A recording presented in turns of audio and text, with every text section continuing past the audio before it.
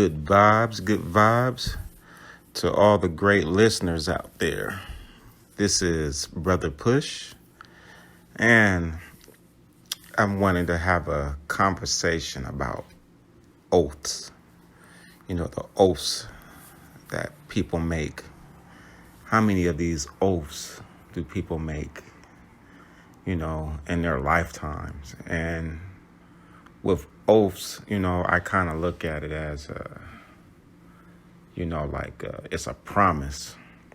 So how can a person keep so many promises, I think about that right there because we're in a political time now, and I'm always wondering why politicians, are never able to keep their words, why they're never able to keep their words, And I do come down and I say, there is no loyalty, for this. And that could be my opinion. But as I start to think about oaths, a thought came to my mind. When you're in elementary, we are told to pledge the allegiance to the flag. And that is a oath, The problem that I have with that oath is the factor that as a kid, I'm not knowing what I'm pledging to. So when you become a grown up and say you reject the flag, a person will look at you and, as if you're unpatriotic, But the truth is you never pledge for the flag, out of your own desire, because really you didn't understand why you were doing it. So I look at all this pledging, these oaths that is going on, and by the time you get to college, you're underneath another oath. You're doing what I call the sororities, the Kappa Kappa Phi Phis. You're joining all those things right there. And you're making oaths inside of those things. And, you're trying to understand, as you grow up, why are you taking or having so many oaths in your life, It makes you wonder. I look at, say, when you become a lawyer, you take an oath. When you become a judge, you take an oath, and for lawyers, from my understanding, that's an oath to the crown of Europe, so that's not even to the American people. So when you're looking at so many oaths going through a person's life, it makes you wonder by the time that you get to voting for a politician, how many oaths have they pledged, To me, this is the reason why your politicians don't work for you. Long before you get to voting for them, they have made several pledges or oaths in their life, So by the time that they get to you, they're trying to make an oath to the American people, that they're going to fight for them. But the problem is that person has obligations to other oaths that they've made, I kind of thought of it like this. Like I sit and I imagine, a group saying, we don't like abortions. Abortions should be legal, illegal, and that group right there, you would make a pledge that, you're going to fight for abortions to be, illegal. And in return, that person would probably get money, contributions, and all that stuff. And then that person will come out to the American people and say, I think women have the right to choose. And, the American people will side with that and be like, yes, women have the right to choose. No one should tell her how to carry her baby. But when you put that person in office, the people who gave that senator that money comes back and says, Well, you made an oath to us, a pledge that you were going to stand by, our values.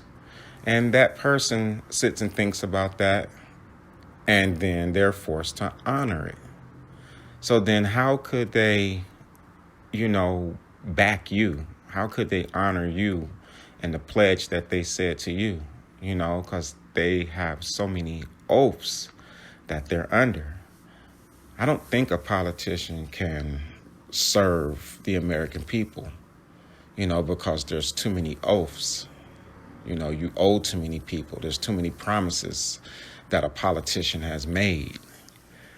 I think as we vet, like our politicians, we need to check and see how many pledges have they made and who they have made these pledges to, because the things that they pledge to in order to get those contributions might go against your values.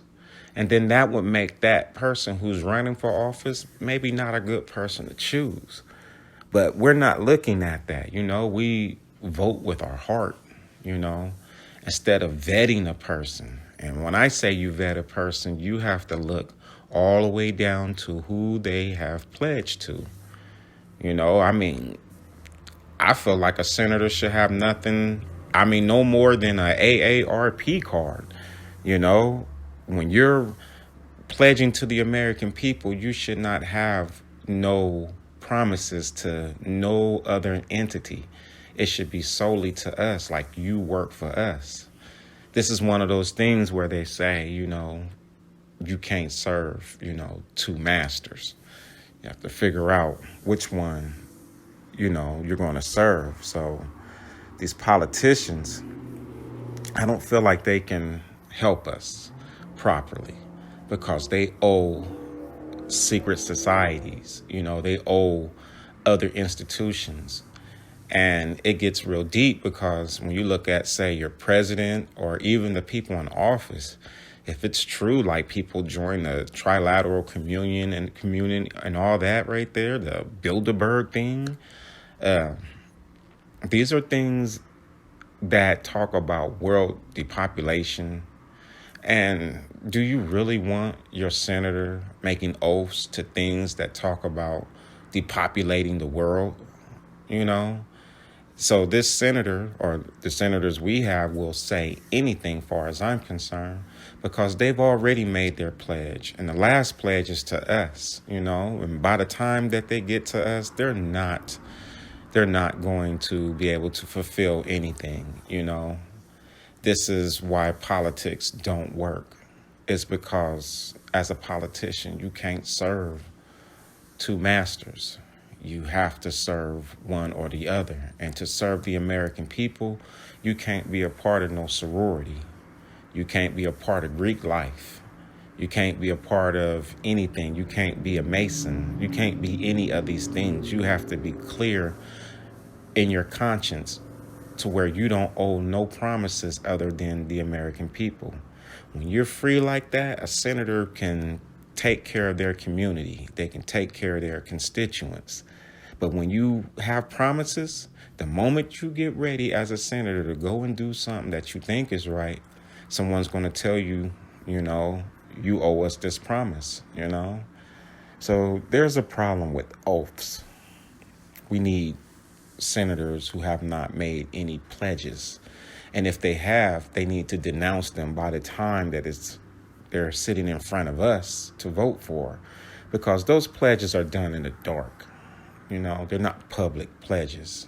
So again, that bothers me with someone with the power to, say the words that I want to hear, but with no power to act upon his own will because he has oaths, promises that he has to repay or she has to repay. So, this election time, we need to really look at who we're voting for on both sides and who they are aligned to, who they owe, who they got promises, because we're the last promise. All right, y'all.